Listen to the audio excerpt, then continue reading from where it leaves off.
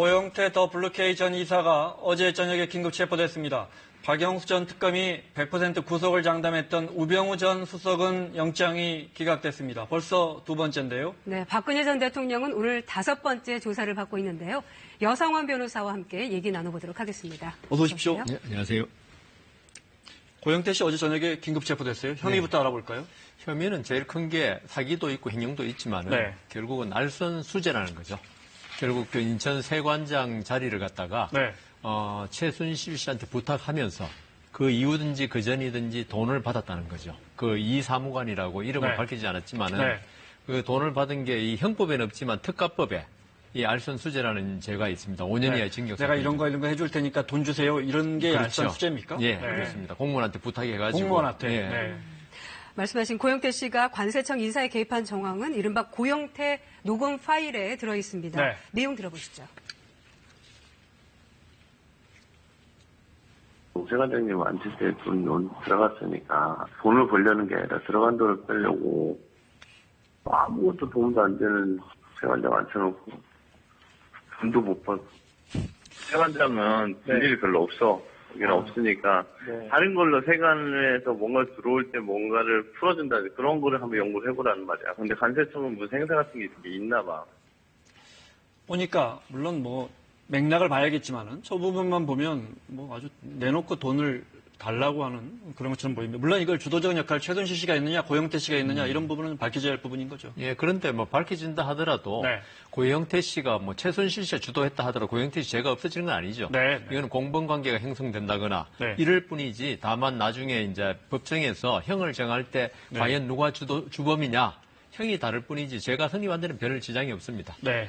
그 단순 어떤 뭐 알선 수재 같은 혐의, 오늘 저 검찰은 박 전 대통령의 혐의와는 관련 없는 전혀 다른 사건이다 이렇게 못을 박았더군요. 자, 체포되는 과정에서 실랑이가 있었나 본데요. 사진 한 장 준비했습니다. 사진 보면서 한 1시간 30분 정도 검찰 수사관들이 들이닥쳤고 고영태 씨가 아마 나가지 않겠다 이렇게 실랑이를 벌였나 봐요. 그러니까 고영태 씨가 검찰 수사관들이 왔을 때 순순히 문을 열고 나왔으면은 아마 긴급 체포 요건이 좀 부적당할 수 있습니다. 네. 왜냐하면 검찰로서도 이게 뭐 자기가 순순히 자기 발로 검찰에 나가겠다는데 네. 이걸 긴급 체포하냐. 왜냐하면 긴급 체포 요건이 뭐냐 하면은 증거인멸 도주 우려에 있을 때거든요. 네.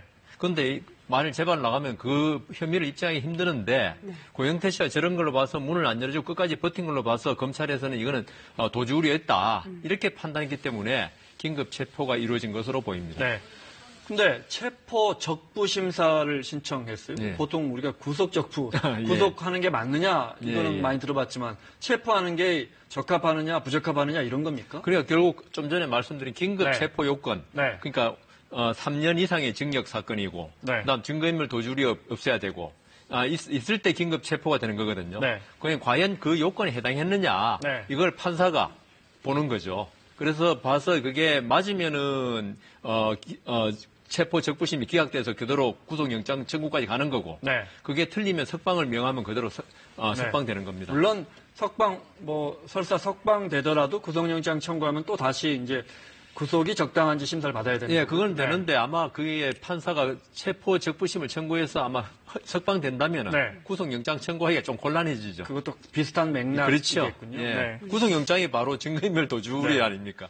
이 고영태 씨가 최순실 게이트에 어떻게 보면 도화선이라고 할까요? 최초 발설자 아닙니까? 그렇죠. 네. 그런데 이게 이제 고영태 씨가 네. 과연 주도적이냐 이거는 문제가 있습니다. 네. 왜냐하면 우리 이번에 안민석 의원이 끝나지 않은 전쟁이라는 책을 냈죠. 네. 거기 보면은 안민석 의원도 2014년 4월부터 최순실 씨의 존재를 알고 추적을 계속했거든요. 네. 그리고 결정적으로는 작년 10월에 그 제2 방송에서 네. 그 태블릿 PC 이 문제가 불고 나오면서 됐고, 고영태 씨는 그 와중에서 자기가 디자인실입니까? 네. 옷 의상실에서 찍은 사진 이걸 내면서 네. 이걸 했기 때문에 네, 고영태 이영선 씨가 행정관의 모습이 담겨 그러니까 네. 고영태 씨가 처음부터 주도적으로 했느냐 네. 이거는 조금 의문이 있습니다. 네. 네.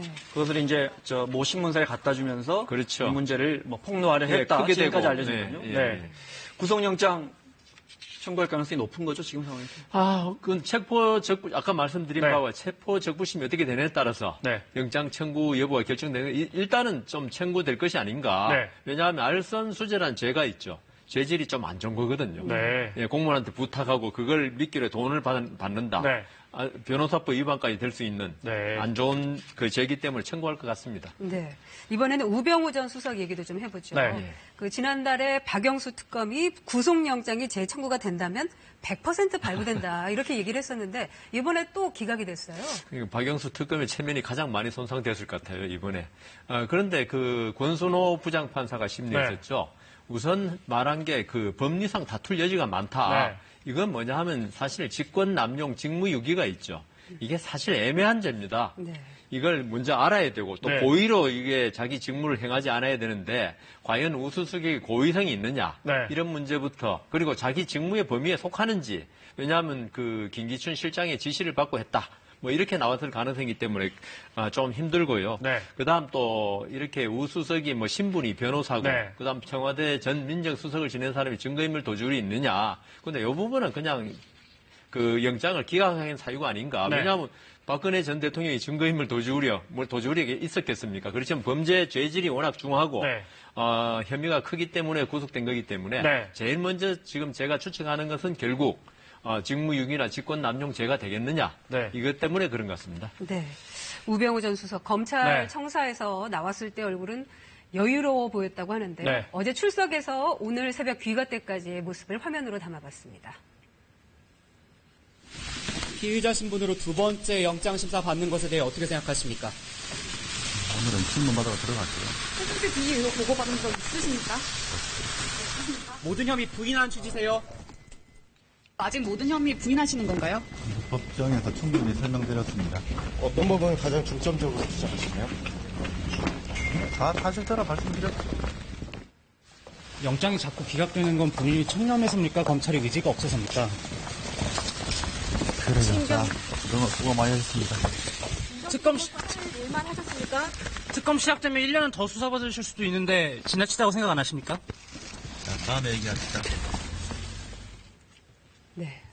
이 우병우 전 수석에게 적용된 혐의가 모두 8가지예요. 네. 근데 이렇게 되면 재판에서 또 무죄 판결을 받을 가능성이 높아지는 건가요? 그러니까 보통 영장이 예. 이 발부가 되면 범죄의 뭐 중대성이 충분하다 뭐 이런 거 써지잖아요. 근데 예. 정반대로 다툴 여지가 있다. 있다. 범죄 성립이 예, 되는지. 예. 그 말은 곧 저 기소가 된 후에도 예. 무죄 여지가 있다라는 뜻으로도 들리지 않습니까? 그러니까 다투는 따라서 네. 어떻게 결론이 어떻게 될지 모르겠다는 게 바로 영장 기각 네. 사유거든요. 네. 그렇지만 법정에서 이제 증거를 들이대고 검찰과 변호인이 치열하게 다투면서 유죄가 될 수 있고 무죄가 될 수 있고 특히 이번에 그 국회에서 그 불출석이라든가 위증 문제는 뭐 나중에 어떻게 명백하게 되면은 네. 이건 유죄로 되는 거지 영장에서 기각됐다고 해가지고 무죄가 된다고 볼 수는 없는데 그렇지만 지금 네. 앵커 말씀하신 대로 상당히 다툴 여지는 많아졌다. 그거는 말씀드릴 네. 수 있습니다. 네.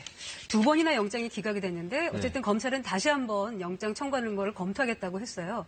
3번째 청구할까요? 그게 근데 제가 가능한 일입니까? 이런 일도 있어요? 법관하면서 3번째 청구는 거의 본 적이 없어가지고 네. 2번 청구는 꽤 있습니다. 검찰이 이거는 꼭 처벌해야 되겠고 꼭 어떻게 뭐 구속 기소를 해야겠는데 기각됐다 하면 2번은 청구하는데 네. 3번은 청구한 경우를 못 봐가지고 제가 청구하진 않을 것이다. 검찰에서는 체면 손상이 많이 됐지만 세 번째 청구하면 세 번째도 기각될 가능성이 많기 때문에. 네. 그럼 정말 이제 무리한 수사다. 예, 그렇죠. 나올 수도 있죠. 그리고 네. 검찰이 이번에도 그 영장 기각되면서 수사가 과연 제대로 했느냐 좀 비난을 많이 받았기 때문에 네. 검찰이 또 기각되면 이거는 진짜 수사는 제대로 안 하고 네. 구속에만 목을 맨다. 네. 이런 소리 안 들으려면 청구 안 할 것입니다. 오늘 검찰발 뉴스가 많습니다. 박 전 대통령이 오늘 5번째 이제 옥중 조사를 받고 있는데 오늘이 마지막이라고 해요. 사실상 이제 재판에 넘기는 준비는 다 됐다 이렇게 볼 수도 있겠군요. 그러니까 그 17일쯤 지금 기소한다는 네. 왜냐하면 구속 만기가 19일인가 20일쯤 되거든요. 네. 보통 그날은 기소 잘 안 합니다. 네. 17일 날 다음 주 월요일 날 기소하는데 네. 지금 박근혜 대통령이 혐의가 엄청나게 많습니다. 숫자가. 네. 이걸 갖다가 검찰에서 기소장을 쓰고 공소장이라 그러죠. 쓰고 정리하는데 네. 시간이 걸리기 때문에 오늘 마쳐야지. 다음 월요일까지 네. 기소 공소장을 작성하는데 정리와 준비를 할 수 있기 때문에 네. 이제 더 이상 수사하기는 물리적으로 네. 좀 힘들죠. 조사는 거의 끝났다. 이제 정리하고 그렇죠. 이제 공소장을 써야 되니까요. 네. 변호인들 논란이 아직도 계속되나 봅니다. 유영아, 최명성 두 변호사 빼고 실제 논란이 있었는데 변호인단이 전부 바뀌었더군요. 예, 해임됐죠. 해임. 네. 사임이라는 건 변호사 스스로 물러가는 거고. 7명은 이제 그렇군요. 이제 해임된 그 표현이 맞다고 하시니까요. 해임된 왼쪽부터 이제 송범규 변호사 밑에 이제 정장현 변호사 사진이 있는데 전부 해임된 겁니까, 그럼? 대통령실에서 해임했죠. 네. 해임했는데 그거는 제가 볼 때 유영아 변호사, 최명성 변호사인가요? 그 두 분과 나머지 변호사들 간의 변론 방향에 대해서 서로 의견이 좀 달랐던 것 같아요. 그런데 박근혜 전 대통령은 유영아 변호사의 어떤 변론이 맞다. 그리고 유영아 변호사의 도움을 받는 게 옳겠다 생각해서 아마 해임을 한 것으로 보이는데 이거는 대통령 자신의 온전한 뜻이라기보다는 유영아 변호사의 어떤 조언에 의한 것이 아닌가 그렇게 추측됩니다. 네. 또 올케 서양희 변호사가 책임지고 맡으려고 한다. 여기서도 갈등이 있었다는 분석도 있던데요. 근데 변호인을 좀 서 변호사가 직접 맞지는 않겠고 아마 서 변호사가 그런 의견을 변호인단의 어떤 전략이라든지 변호인단을 좀 바꿔보는 게 어떻겠느냐. 줬을 수도 있지만 이런 말이 나옵니다. 예, 서양희 변호사가 그 어떤 박 전 대통령에게 변호인 선임에 관해서 조언을 했을 가능성도 있지만은 제 생각에는 오히려 유영아 변호사가 작년 탄핵 이야기 나왔을 때부터 계속적으로 관여했지 않습니까? 그렇기 때문에 박근혜 대통령이 유영아 변호사의 조언을 듣지 서양희 변호사의 조언보다는 그 우선했을 것 같기 때문에 크게 관여하지는 않았을 것 같습니다. 네. 근데 변호인들도 그 언론을 보고 알았다고 해요. 해임된 일을. 그리고 박근혜 전 대통령이 서울구치소에 수감된 이후 유영아 변호사 말고는 어떤 변호인도 만나지 않았다던데요. 여전히 소통은 잘 안 되고 그러니까 접견 대상을 제한해버렸죠. 네. 유영아 변호사하고 한 분 더 있는데 제가 지금 이름을 기억 못합니다만 그 두 사람 외에는 만나지 않겠다고 그랬죠. 그걸로 봐서도 박근혜 전 대통령이 청와대에서 소통 문제가 있었는데 아마 그 이 구치소에 들어가서도 어떤 소통 문제가 그러니까 내한테 좋은 말을 해주는 사람의 말을 갖다가 전적으로 신뢰하는 또 성향이 이번에도 반영된 게 아닌가 그런 생각이 듭니다. 자, 기소를 17일쯤 하면 아마 이제 첫 재판 준비 기일은 아마 대선 끝나고 시작할 거다 이런 분석들이 많던데 저것 좀 여쭤볼게요. 사면 민감한 문제입니다. 정치권에서도 한바탕 소동이 있었죠. 형이 확정돼야 되잖아요. 그렇죠. 일단 대법까지는 갈 거 아니에요? 3심까지는. 그러니까 얼마나 걸립니까, 보통? 이거는 구속사건이기 때문에 구속사건은 3월 30일 날 구속되지 않습니까? 그럼 6개월 동안 1심 재판을 마쳐야 됩니다. 구속 만기가 6개월이기 때문에 그럼 9월 30일 이전에 재판을 마칠 거고요. 그다음 통상적이라면 2심은 4개월, 그다음 3심 대부분은 2개월 내에 구속사건은 보석으로 풀려나지 않는 한 그러니까 딱 1년 걸리죠. 내년 3월 30일 이전에 사건이 종결돼야 됩니다. 근데 이제 대통령께서 사면 복권을 바란다면은 2심 재판이 끝나면은 사실 인정은 더 이상 다투기가 힘들어요. 그렇기 때문에 대법원은 법리만 판단하는 데이기 때문에 그렇다면 누가 진짜 사면 복권에 희망이 있다. 왜냐하면 내년 2월 25일 이제 대통령 취임은 아니군요. 그 3.1절 뭐 특사도 있고 그런 걸 받는다면 상고를 안 해야 되겠죠. CJ 이재현 회장도 상고를 취하했죠. 상고 취하했죠. 형이 확정돼야 그렇죠. 사면을 받으니까요. 상고는 상고 취한 순간에 형이 확정돼 버립니다. 바로 그날. 근데 사면에도 조건이 있습니까? 예를 들어 뭐 3년형이라면 뭐 3분의 2 이상을 살아야 한다든지 이런 게 있습니까? 가석방인 경우에는 3분의 1 이상을 사는 게 정해지죠. 사면 복권은 뭐 그런 관계 없습니다. 대통령이 결정하면 하루만 살아도 됩니다. 알겠습니다. 자, 이런 가운데 오늘 검찰발 또 경찰발 기사가 많습니다. 정광용 박사모 회장이 버티다가 경찰에 출석했습니다. 그 화면 잠깐 보시겠습니다. 사실은요. 선거 탄압이에요. 민주주의의 꽃이 선거인데 선거 기간 중에 당 사무총장을 불러서 업무를 마비시키겠다는 것은 선거 탄압입니다. 군옥 사망자들에 대한 책임 안 느끼십니까? 당연히 군중은 다 흥분을 했었고 다만 경찰이 과잉으로 대감으로써 사람이 다치고 죽게 된 겁니다. 자, 박사모 회장이고 또 이제 새누리당 사무총장입니다. 지금 조원진 의원이 이제 옮겨갔죠, 당을. 이제 주장은 뭐 사망 과정에서 집회에 참가한 그 사망자의 그 과정에서 자신의 과실은 없다 이런 부분이에요. 그러니까 그 지금 정광용 총장 이야기는 어떤 사람이 사망한 건 맞지만은 네. 자신의 그러니까 태극기 집회 측이 잘못이라보다는 경찰이 과잉행위해서 그렇기 때문에 네. 우리는 그 사망에 대해서 책임은 없다고 지금 주장하고 있는 거죠. 지금 정광용 총장은 지금 집시법 그러니까 집회 및 시위에 관한 법률 위반 혐의로 지금 조사받고 있는 겁니다. 네, 알겠습니다. 정리를 해야겠는데 하나만 문학의 황태자, 영상 감독에서 창조경제 추진단장까지 차은택 씨 아마 네. 최순실 게이트의 첫 구형, 그렇죠. 그러니까 검찰이 구형하는 거죠. 선고는 아니고요. 네. 네, 오늘 아마 이 시간쯤 나올 줄 알았는데 주로 혐의라든지 구형량이라든지 좀 전망이 될까요? 지금 구형이 늦어지는 이유는 네. 차은택 씨 같은 경우에는 아마 지금 법원에 대해서 재판부에도 할 말이 참 많을 겁니다. 네. 그런데 이제 변호인들이 그걸 어디서 하느냐 하면 피고인 신문이라고 재판의 가장 마지막 단계에서 하도록 되어 있습니다. 네. 이 피고인 신문을 통해서 차은택 씨의 할 말을 재판부에 전하고자 할 건데 네. 제가 볼 때는 혐의도 많고 다툴 것도 많기 때문에 네. 아마 장시간 피고인 신문이 이어지면요. 네. 오늘 재판은 조금 늦어지기 때문에 네. 이게 끝나야지 구형이 있거든요. 네. 그래서 조금 시간이 걸릴 것 같습니다. 자, 벌써 첫 구형, 물론 선고는 네. 아니지만 첫 네, 구형이 네. 나온 다음에 이제 나머지 이른바 최순실 게이트 관련된 여러 네. 이제 재판들이 속속 진행되고 이제 곧 네. 박 전 대통령이 기소가 네. 되는데 네. 하나만 더 여쭤볼게요.